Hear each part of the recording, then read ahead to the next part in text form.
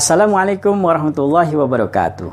Pada kesempatan kali ini saya akan membahas tentang lanjutan pembahasan video sebelumnya tentang penjumlahan dan pembagian amil dalam kitab Awamil Mandaya. Baik, sebelum saya membahas tentang warna pertama dalam kitab Awamil Mandaya, saya akan menyampaikan bahwa kita harus memahami dasar-dasar kaidah bahasa Arab terlebih dahulu. Kenapa? Karena bahasa Arab atau ilmu nahu tidak terlepas dari 3 susunan kalimat. Apa saja? Pertama adalah kalimat isim, kedua kalimat fiil, ketiga kalimat huruf. Oleh karenanya mari kita pahami terlebih dahulu sebelum kita jauh memahami tentang ilmu nahu, agar kita lebih mudah untuk memahaminya. Baik, kita lihat di whiteboard. Pertama,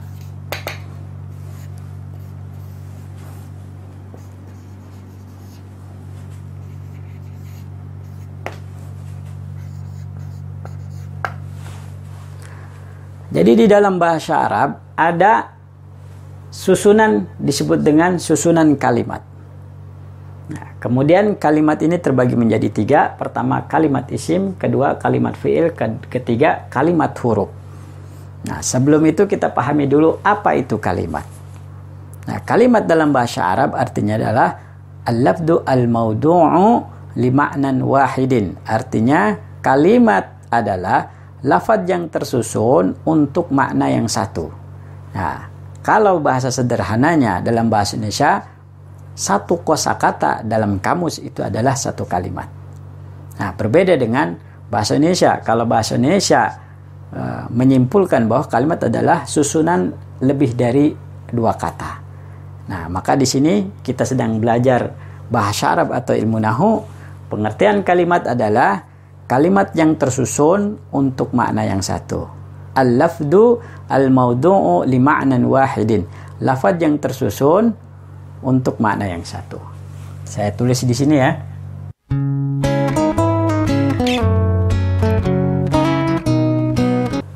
Kalimat adalah lafaz yang tersusun untuk makna satu. Nah, kemudian apa pengertian kalimat isim? Kalimat isim dalam rujukan kitab Ajurumiyah dikatakan kalimat isim adalah kalimatun dalat ala ma'nan fi nafsiha walam tuktaron bi zamanin wada'an, yang artinya kalimat yang menunjukkan atas makna mandiri dan tidak dibarengi dengan waktu. Saya tulis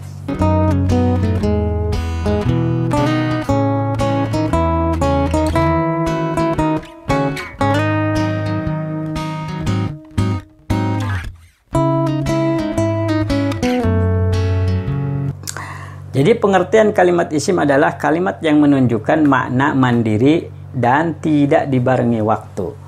Kalau singkatnya di dalam bahasa Indonesia, kalimat isim ini cenderung kepada kata benda, kata nama orang, kemudian kata subjek dalam bahasa Indonesia, saya, kami, mereka, kamu. Nah, itu adalah kalimat isim.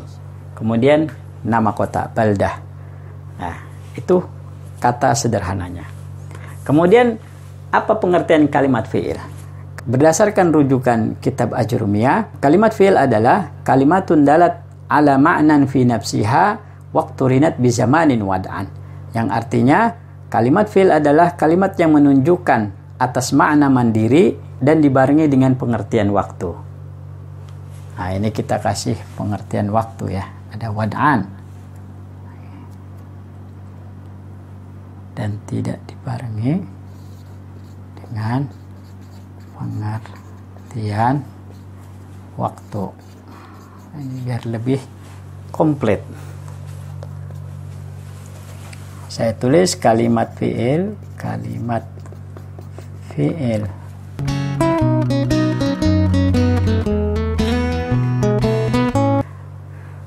Pengertian kalimat fi'il adalah kalimat yang menunjukkan makna mandiri. Ingat ya, makna mandiri dan dibarengi dengan pengertian waktu. Nah, kalau bahasa simpulnya adalah dalam bahasa Indonesia, kalimat fi'il adalah kata kerja. Nah, kata kerja ini mengandung pengertian waktu. Sebagai contoh, dalam bahasa Indonesia ada kata kerja yang sedang berlangsung, ada kata kerja yang telah lampau, atau kata kerja yang akan datang. Dan di sini kalau kita kaitkan dengan bahasa Inggris, ada present tense, ada past tense, ada future tense. Nah, seperti itu. Gambar singkatnya seperti itu. Kemudian contohnya, sebagai contoh kalimat fi'il adalah menulis. Menulis berarti sedang menulis. Ya, di sini saya contohkan adalah contoh kataba, artinya telah menulis. Kemudian kita tulis yaktubu, artinya sedang menulis. Kemudian kita tulis uktub, artinya tulislah. Nah, kataba ini dalam bahasa Indonesia telah menulis berarti kata kerja masa lampau. Kemudian yaktubu sedang menulis berarti kata kerja yang sedang berlangsung. Uktub, tulislah berarti kata kerja yang mengandung arti yang akan datang karena belum dikerjakan, terkecuali telah dikerjakan baru itu namanya masa lampau. Nah, uktub, tulislah. Dalam bahasa Inggris tadi ada ini past tense, present tense, dan ini bisa jadi future tense ya. Kemudian kita beralih kepada pengertian kalimat huruf. Apa itu kalimat huruf? Kalimat huruf menurut kitab Ajurumiyah dijelaskan bahwa kalimatun dalat ala ma'nan fi ghairiha. Artinya kalimat yang menunjukkan atas makna selain pengertian dari kalimat isim dan fi'il. Nah, maksudnya bagaimana? Kalau pengertian dari kalimat isim dan fi'il, dia itu selalu ada kata seperti ini. Kalimat isim adalah kalimat yang menunjukkan makna mandiri. Kemudian kalimat fi'il juga sama. Kalimat fi'il adalah kalimat yang menunjukkan makna mandiri. Nah, di sini ini selain daripada huruf, pengertiannya selain daripada isim dan fi'il. Artinya kalimat huruf adalah kalimat yang menunjukkan makna.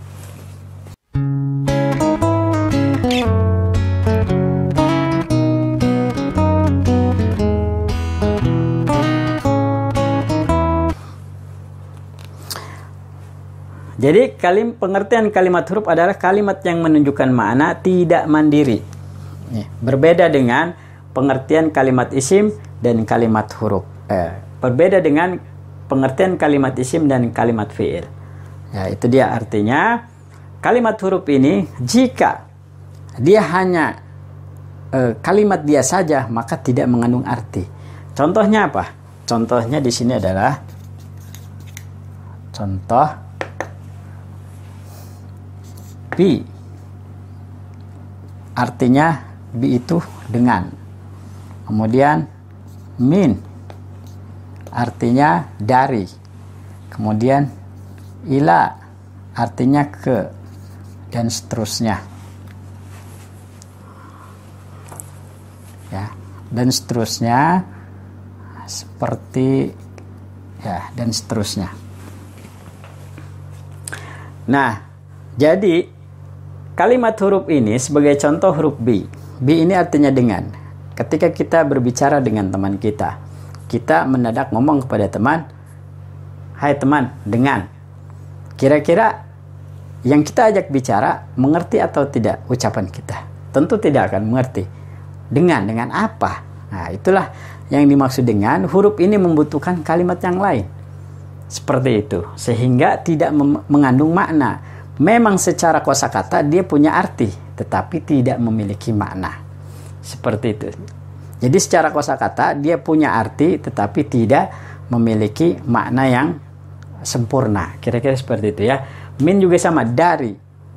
Kita ngomong kepada teman kita, dari. Tentu tidak akan paham. Ya, kemudian ila.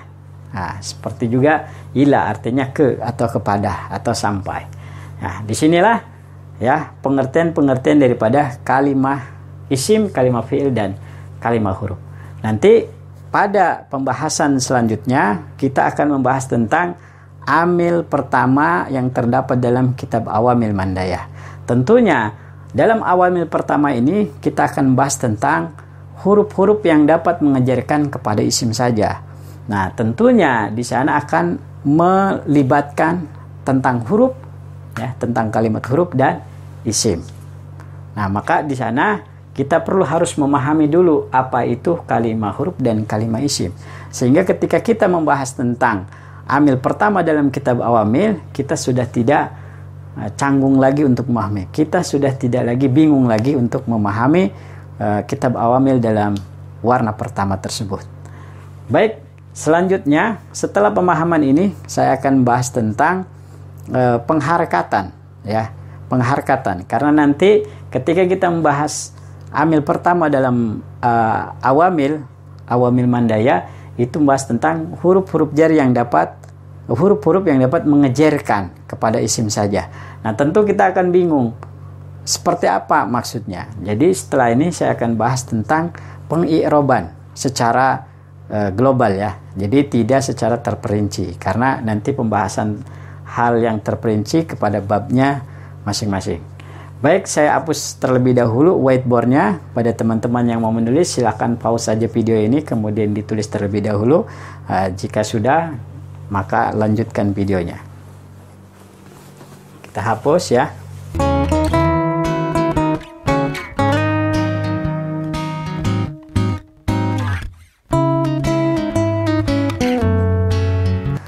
Baik teman-teman pemirsa yang di rumah, mari kita perhatikan kembali, karena pelajaran kali ini akan menambah rumit lagi. Jika kita tidak fokus dan lebih teliti, maka kita akan lebih kesulitan untuk memahami ilmu nahwu selanjutnya. Baik, ya, saya akan tulis apa itu i'rab. Ya, i'rab. I'rab. I'rab di dalam kitab Ajrumiyah dikatakan bahwa taghyiru awakhiril kalimi li ikhtilafil awamilid dahilati 'alaiha lafdun aw taqdiron. Yang artinya adalah, saya tulis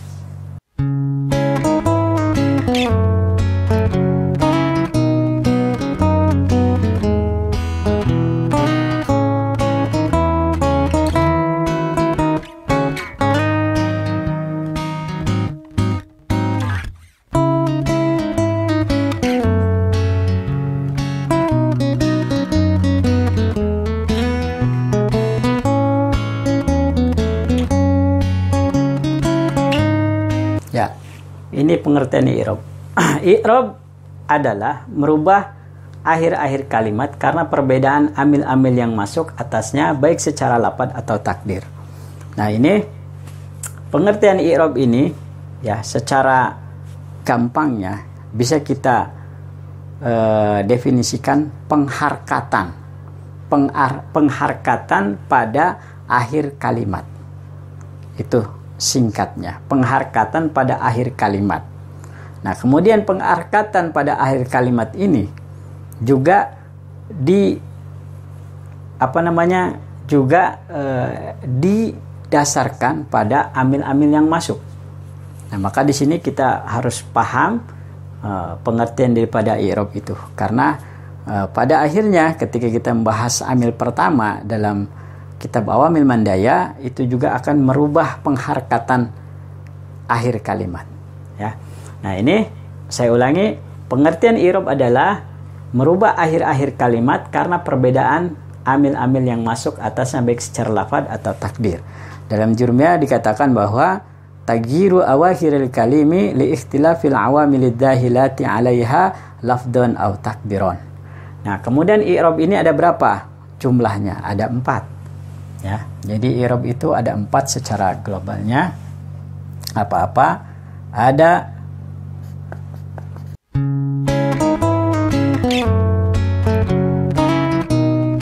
jadi i'rab itu ada 4. Pertama i'rab rofa, i'rab nasab, kemudian i'rab jar, kemudian i'rab jazm. Nah, i'rab rofa itu apa? Nah, i'rab rofa itu, ya, ini sama dengan pengharkatan. Ya, kalau dalam bahasa Indonesianya seperti ini. Kita permudah saja, ya, i'rab rofa. Ada yang disebut dengan i'rab asal disebutnya. Ada yang disebut dengan i'rab cabang. Nah, ini kita bicara untuk yang asalnya dulu. Karena untuk membahas tentang i'rab ini kita akan lebih jauh kepada kitab yang lain. Oleh karenanya, karena kita akan bahas tentang amil pertama dalam awamil mandaya, makanya saya akan membahas i'rab ini secara singkat saja ya. Jadi i'rab rofa itu asalnya adalah, bentuknya adalah harkat domah atau harkat domaten. Kemudian i'rab nasab asalnya adalah harkat fathah atau harkat fathah ten. Kemudian i'rab jar adalah asalnya adalah harkat kasroh atau harkat kasroh ten. Kemudian i'rab jazm asalnya adalah harkat sukun. Seperti itu. Nah, kemudian jika nanti kita pahami ini secara luas lagi, jika kita mau perbedakan apa perbedaannya harkat dengan i'rab, ya tentu perbedaannya adalah kalau harkat ini harkat doma, ini domaten, ini harkat fathah, ini harkat fathaten, ini kasr, ini kasroten, ini sukun. Tapi kalau i'rab rofa, nah, bisa yang domah, bisa yang domaten, bisa yang fathah, i'rab nasab bisa fathah, bisa fathaten, i'rab jar bisa kasr, bisa kasroten, nah i'rab jazm bisa sukun. Nah, perbedaannya lagi ada ketika nanti i'rab ini menjadi cabang, maka i'rab rofa ini bukan saja nanti tidak hanya ditandai dengan harkat doma atau domaten. Maka di sini yang disebut dengan, kalau ya di sini disebut dengan merubah akhir-akhir kalimat karena perbedaan amil-amil yang masuk atasnya baik secara lafad atau takdir. Nah, ini yang disebut dengan lafad. Kalau perubahan akhir harkat kalimatnya itu dengan secara lafad, maka ini bentuknya i'rab rofa itu ya lafadnya ini. Ya, lafadnya ini. Kemudian nasab adalah lafadnya ini. Ya, seperti ini diantaranya secara lafad adalah ini. Tetapi ketika perubahan akhir kalimatnya ini karena perbedaan amil yang masuk secara takdir, ya secara takdir. Nah, maka ini nanti i'rab rofanya bukan lagi dengan domah atau domaten, bukan lagi i'rab nasabnya dengan fathah atau fathaten, bukan lagi i'rab jarnya dengan kasrah atau kasroten, atau i'rab jazmnya dengan sukun. Jadi kalau sudah masuk kepada secara takdir, ya. Oleh karenanya di sini setidaknya dalam pembahasan singkat ini kita pahami secara global terlebih dahulu bahwa pengi'raban ini terus akan dilakukan ya sepanjang kita membaca bahasa Arab atau ilmu nahwu atau kitab kuning yang lainnya, maka pengi'raban ini pasti akan dilakukan. Karena bagaimana kita cara membaca kitab kuning yang gundul, nah tentunya di situ butuh pengi'raban yang benar. Jadi pengi'raban yang benar itu ya inilah nanti diatur oleh ilmu nahwu dan ilmu syaraf. Ya, baik teman-teman pemirsa yang di rumah, jangan putus asa untuk memahami kitab ilmu nahwu ini ya, terutama kitab Awamil Mandaya. Nah, maka setelah ini kita akan bahas tentang warna pertama dalam kitab Awamil Mandaya. Baik, siap-siap. Mari kita hapus kembali ya. Maka bagi teman-teman yang mau menulis tulisannya silahkan ditulis dengan cara mempause videonya. Setelah mempause, kemudian jika sudah selesai baru kita play kembali. Nah, sambil di play sambil di pause, saya akan menghapus whiteboard terlebih dahulu.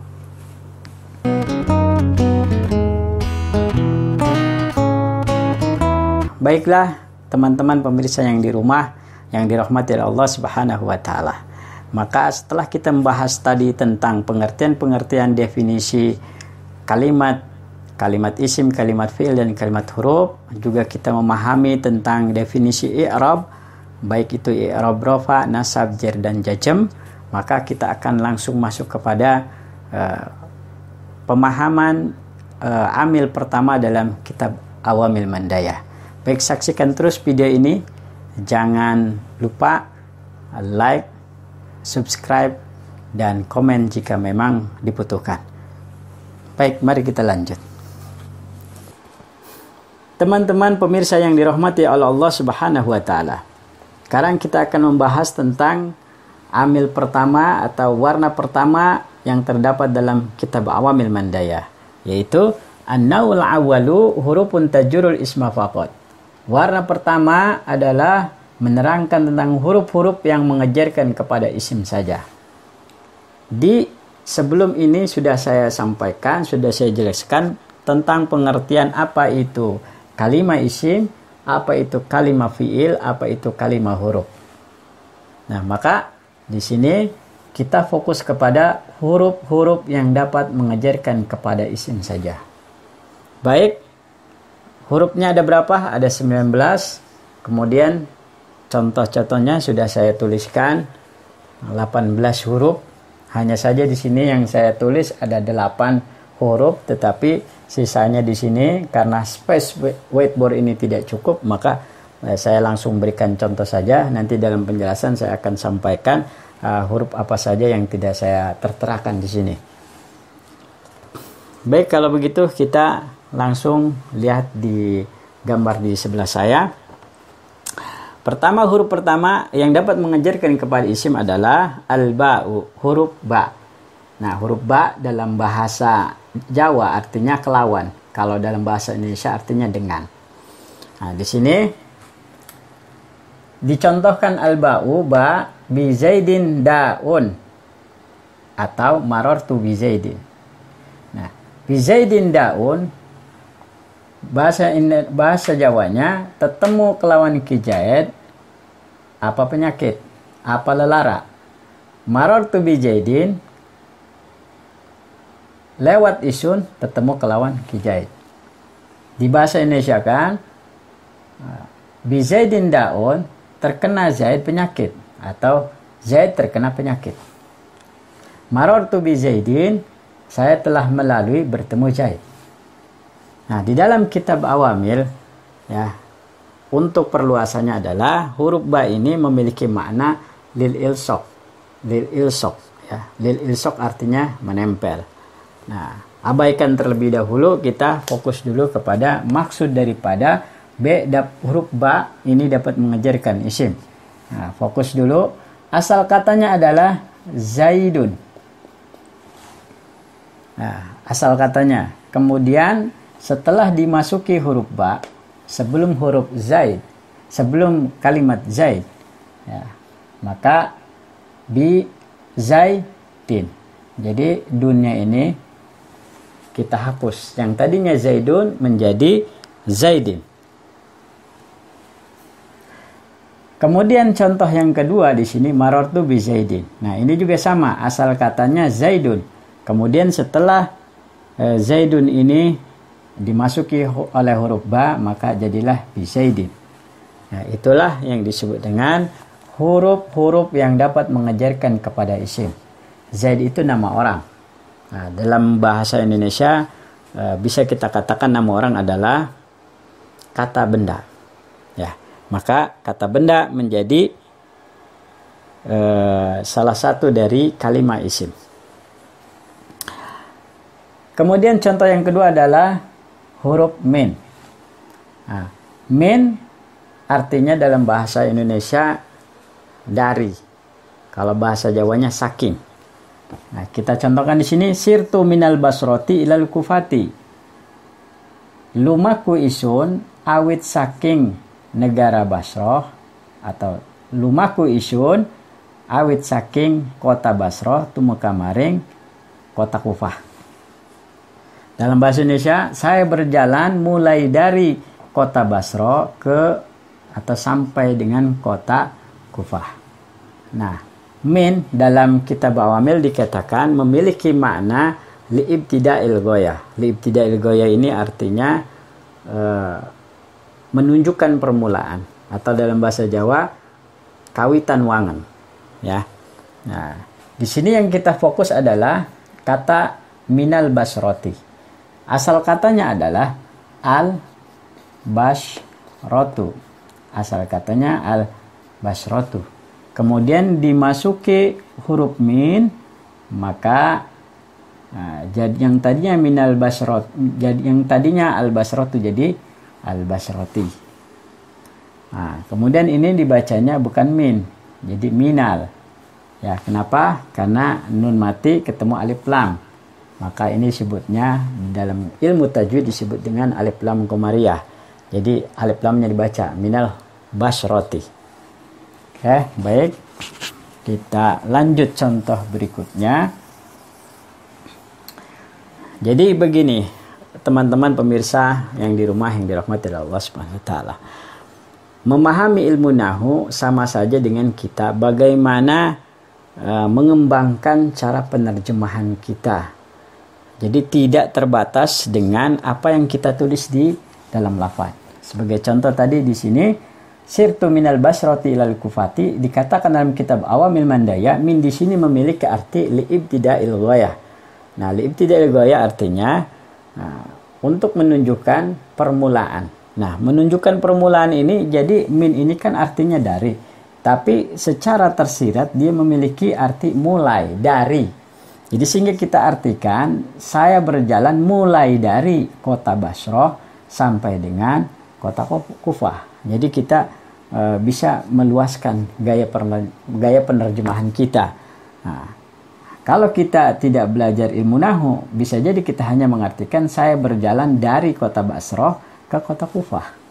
Jadi tidak ada makna mulainya. Ya, maka bagi kita yang belajar ilmu nahwu, inilah perbedaannya. Kita akan bisa mengembangkan gaya penerjemahan yang lebih luas lagi. Ya.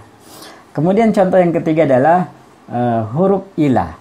Ilah ini dalam bahasa Indonesia ke, dalam bahasa Jawa ning, ya, atau maring. Ya. Contoh di sini adalah sirtu ilal kufati, artinya saya berjalan sampai ke kota Kufah. Ya. Lumaku isun tumaka maring kota Kufah. Nah, di sini yang harus kita fokus adalah ilal kufati. Asal katanya adalah al-kufatu. Al-kufatu. Kemudian kemasukan huruf ila. Maka dibacanya ilal kufati. Lagi-lagi ya. Ini masuknya alnya adalah al-qamariyah kita baca. Jadi ilal kufati. Tuh, itu seperti itu. Nah, ila di sini dalam kitab Awamil disebutkan memiliki makna li'intiha'il ghayah. Artinya memiliki faedah totog wangan. Totog wangan ya. Kalau bahasa Jawa, kalau bahasa Indonesianya menunjukkan makna akhir.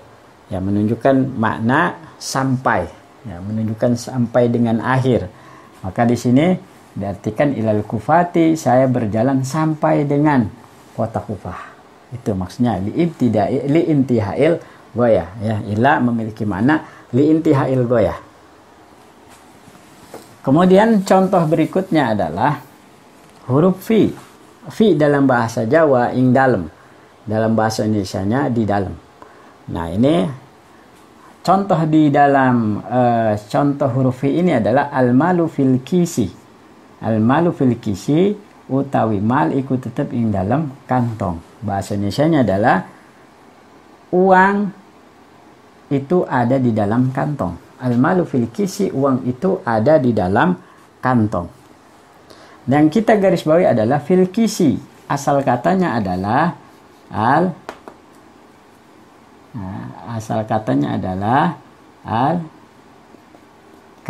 al-kisi ya. Al-kisu. Asal katanya al-kisu. Kemudian dimasuki huruf fi, maka menjadi fil kisi.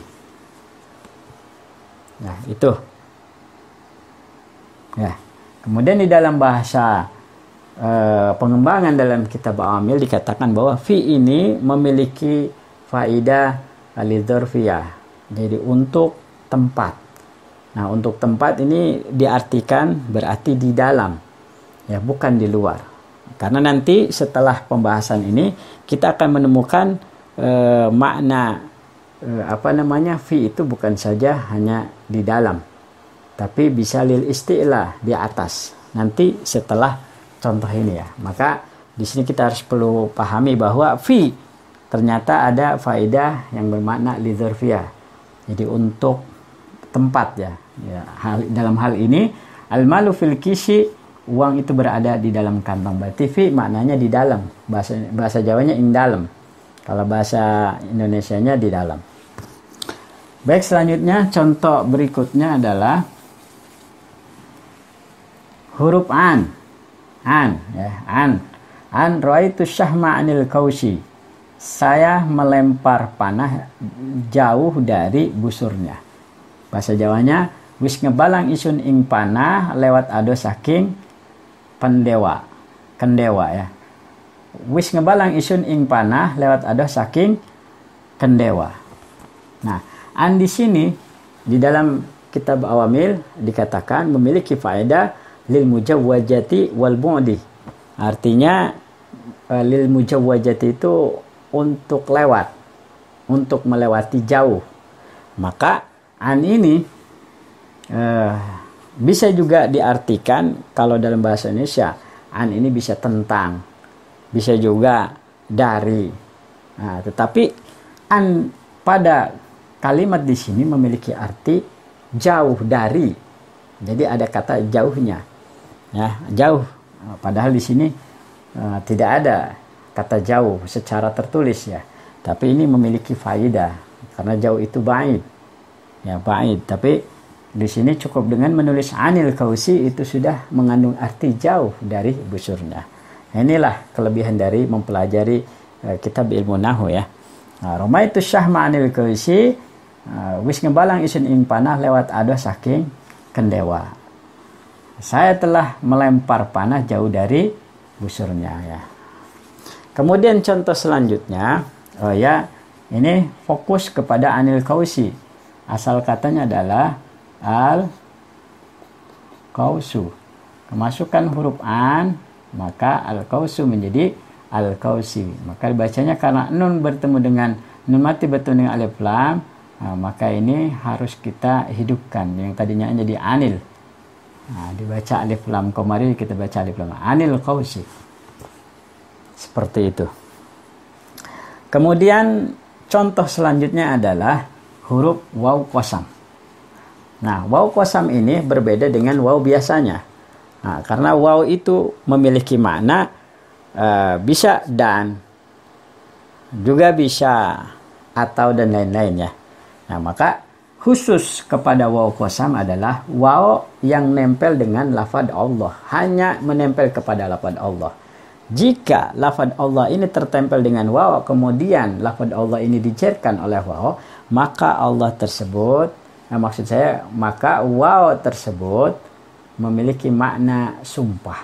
Maka kita artikan demi. Ya, berarti ini ya ini dengan waw qasam. Wow, kita fokus kepada lafaz wallahi. Asal katanya adalah Allahu. Kemudian kita masukkan waw, wallahi. Nah, maka waw di sini artinya demi. Demi Allah. Berarti bersumpah. Nah, kalau nanti dibacanya wallahu aja, enggak wallahi, berarti nanti artinya bukan demi tapi dan. Dan Allah adalah seperti itu. Ya.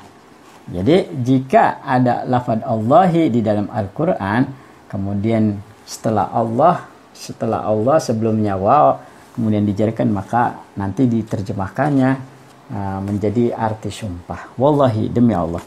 Nah, sebagaimana tercontoh dalam contoh dalam whiteboard ini, wallahi la ashrabannal khamra. Saya bersumpah demi Allah, sungguh saya benar-benar meminum arak. Dalam bahasa Indonesia, dalam bahasa Jawanya, sumpah isun demi Allah yakti nginum atau ngumbe temenan isun ing arak. Ya, itu. Kemudian contoh selanjutnya adalah ba'ul qasam, ba' qasam. Nah, ba' qasam di sini jika ada huruf ba nempel kepada lafaz Allah, kemudian setelah lafaz Allah dikasrahkan, nah, maka ba' qasam ini memiliki arti sumpah. Jadi bukan ba' seperti di sini ya, ba' lil ilsaq, bukan ba' lil ilsaq, tapi memiliki arti ba-nya adalah ba' qasam. Maka artinya demi Allah. Nah, sama ini juga asal katanya adalah Allahu, kemudian kemasukan huruf ba billahi. Ya, billahi. maka artinya demi Allah.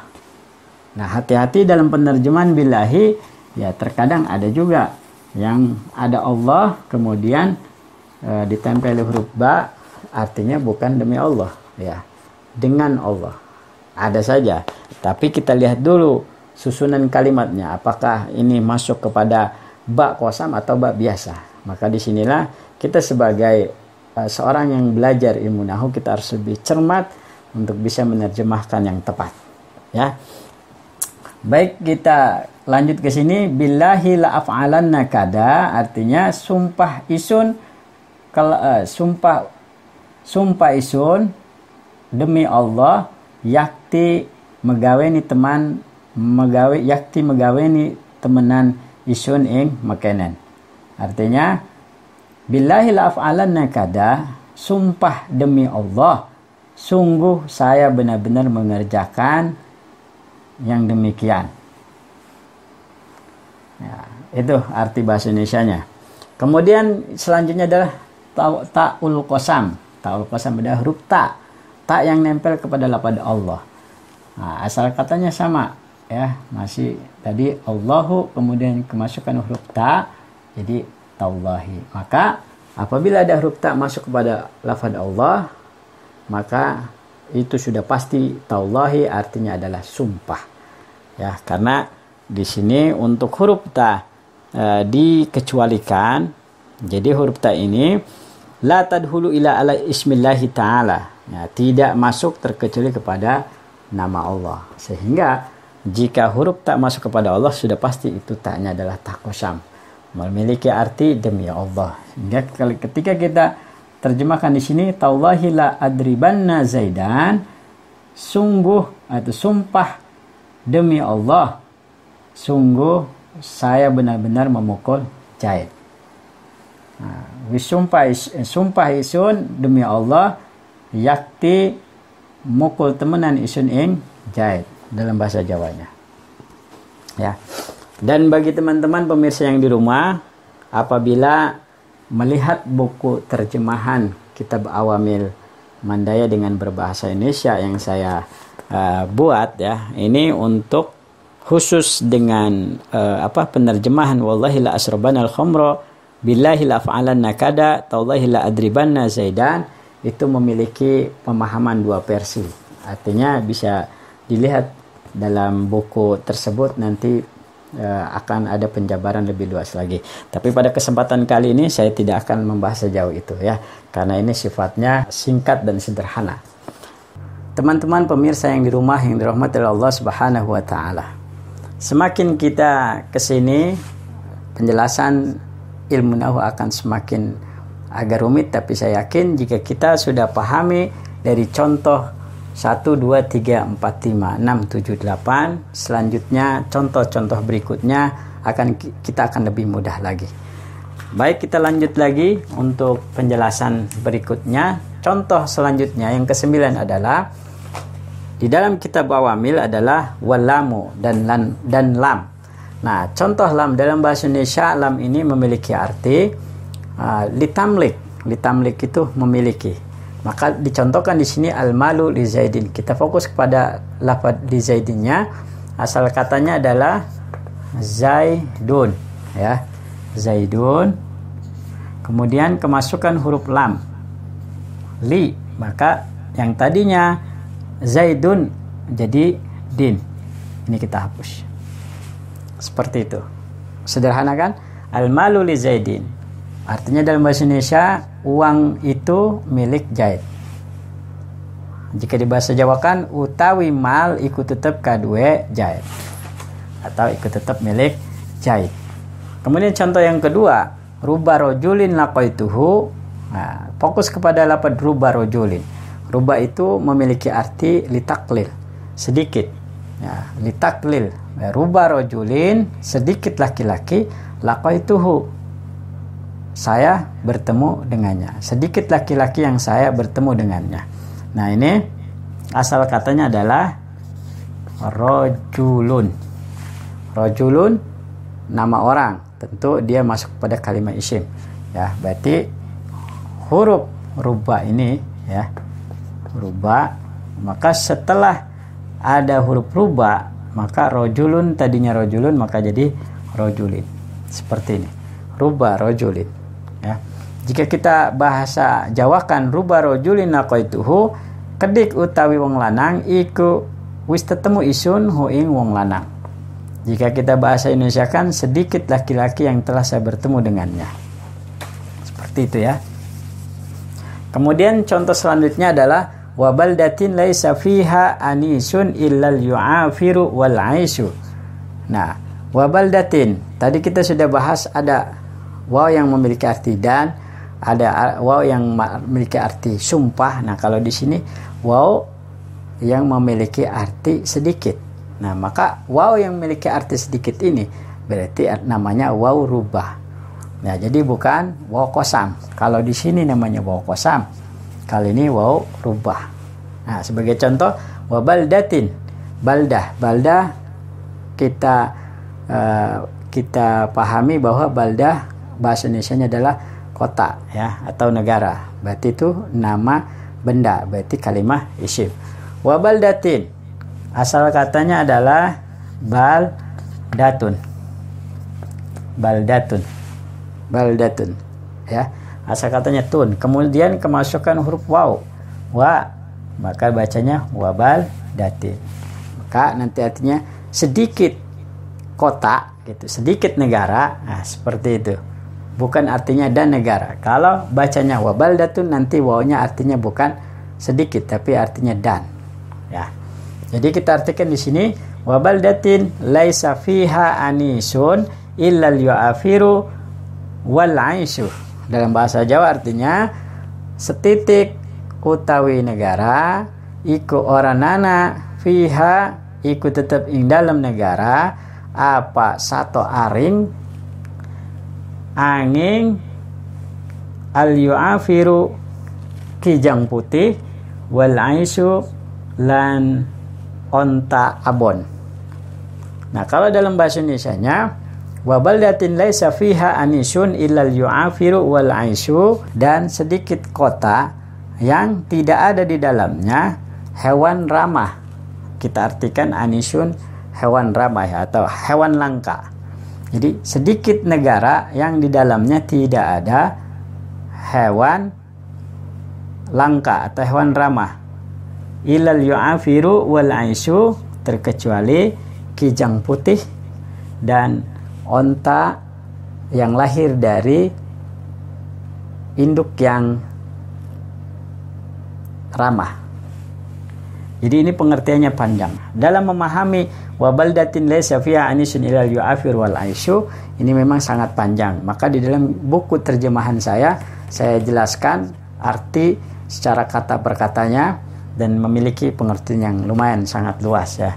Maka boleh intinya secara singkat kita artikan wabaldatin laisa fiha anisun illal yu'afir wal aisyu, sedikit negara yang di dalamnya terdapat hewan langka seperti kijang putih dan onta yang lahir dari keturunan onta yang ramah. Seperti itu ya. Itu pengertian singkatnya. Boleh nanti dilihat lagi dalam buku terjemahan bahasa Indonesia saya dalam kitab Awamil, terjemahan Murad Awil Mandaya dengan berbahasa Indonesia. Baik. Selanjutnya, contoh selanjutnya adalah Zaidun ala suthi. Zaid berada di atas loteng. Nah, ini ala, ini kita fokus kepada ala suthi. Asal katanya adalah as-suthu. As-suthu asal katanya. Kemudian setelah dimasuki huruf ala, ya, maka as-suthu menjadi as-suthi, ala suthi. Nah, karena ini alif lam samsiah, jadi lamnya tidak dibaca ya. Ala suthi. Jadi Zaid berada di atas genteng atau loteng. Nah, dalam bahasa Jawanya utawi Zaid ikut mengatasi loteng gitu. Selanjutnya, contoh selanjutnya adalah Zaidun kal asadi. Fokus kepada huruf kaf. Ya, di sini tadi ala lil isti'la, memiliki arti di atas. Terkadang memiliki makna alba, memiliki makna seperti huruf ba. yaitu bertemu. Ya, maka ini saya tidak jabarkan di sini, nanti pada pengembangan selanjutnya saja ya. Kemudian Zaidun kal asadi, Zaid seperti macan. Nah, kaf ini kita fokus kepada kal asadi. Asal katanya adalah al asadu. Al asadu, macan. Kemudian kita masukkan huruf K. Jadi kal asadi. Seperti itu ya. Kaf huruf jar. Kalau di bahasa Jawa kan utawi Ki Zaid iku kaya macan.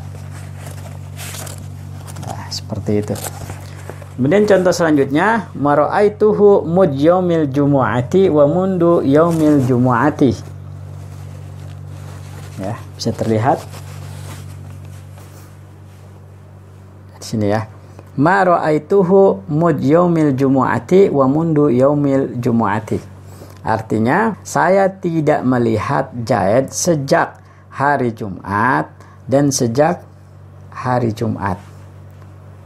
Artinya ini contoh kalimat yang disambungkan ya. Sebenarnya kita mau contohnya kita pisahkan mara'aituhu mud yaumil jumu'ati, kemudian atau kita pakai dengan mara'aituhu mundu yaumil jumu'ati. Begitu maksudnya. Ini karena space-nya sudah sangat terbatas, jadi saya harus memberikan contoh yang singkat. Nah, kita fokus kepada ini mud yaumil dengan mud yaumi. Ya, mud yaumi. Asal katanya adalah yaumun. Asal katanya adalah yaumun. Seperti ini. Ya, yaumun asal katanya. Kemudian kemasukan huruf mud. Maka yang tadinya yaumun jadi yaumi. Kenapa enggak yaumin? Karena ada kalimat selanjutnya. Jadi mud yaumil jumu'ati. Begitu juga dengan mundu ya, mundu. Nah, mundu juga ini asal katanya yaumun. Nah, karena mundu ini juga huruf jar, huruf yang dapat mengejarkan isim, maka mundu yaumin. Mundu yaumil jumu'ati. Yaum itu artinya dalam bahasa Indonesia hari ya, berarti hari ini masuknya adalah isim dzaraf. Nah, tadi yang saya sebutkan di awal, isim seperti nama kata benda ya, terus subjek. Nah, kemudian ini diantaranya adalah nama waktu. Jadi kalau nama waktu juga masuk kepada isim ya, isim dzaraf namanya, isim dzaraf zaman. Nah, jadi ini intinya mud dengan mundu dapat mengajarkan kepada isim. Di antara contoh adalah mud yaumil jumu'ati wa mundu yaumil jumu'ati. Dan kalau kita bahasa Jawakan, mara'aituhu mud yaumil jumu'ati wa mundu yaumil jumu'ati, maka artinya adalah ora wis ningali isun hu ing Zaid. Yahunya saya tunjukkan kepada Zaid saja yang sudah tidak asing. Mara'aituhu mud yaumil jumu'ati, ora wis ningali isun hu ing Zaid mud yaumil jumu'ati awit saking dina Jum'ah wa mundu yaumil jumu'ati lan awit saking dina Jum'ah. Jadi ini sebenarnya contoh bisa dipisah mara'aituhu mud yaumil jumu'ati, kemudian contoh yang lain mara'aituhu mundu yaumil jumu'ati. Ini saya persingkat saja ya. Jadi mundu memiliki makna, memiliki faedah li ibtida'il ghayah. Ya, dalam bahasa Jawanya memiliki faedah kawitan wangen. Ya, sama dengan pengertian dari huruf min. Min juga sama li ibtida'il ghayah. Cuman kalau ini ada sedikit perbedaan. Perbedaannya adalah kalau min itu lebih fokus kepada menunjukkan tempat. Kalau mud dengan mundu ini lebih fokus kepada waktu, menunjukkan kepada waktu. Maka yang disandarkan adalah isim dzaraf zaman. Ya, itu saja. Kemudian selanjutnya contoh selanjutnya adalah hatta. Akaltu sama kata hatta ro'siha.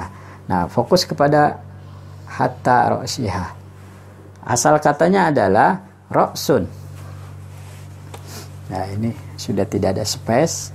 Mohon dipahami saja ya. Asal katanya kita bisa lihat di sini. ra'sun. Ya, ini ra'sun itu artinya kepala. Ketika masuk hatta, ya, maka ra'sunnya kita buang jadi ra'si. Nah, haknya ini kembali kepada ikan.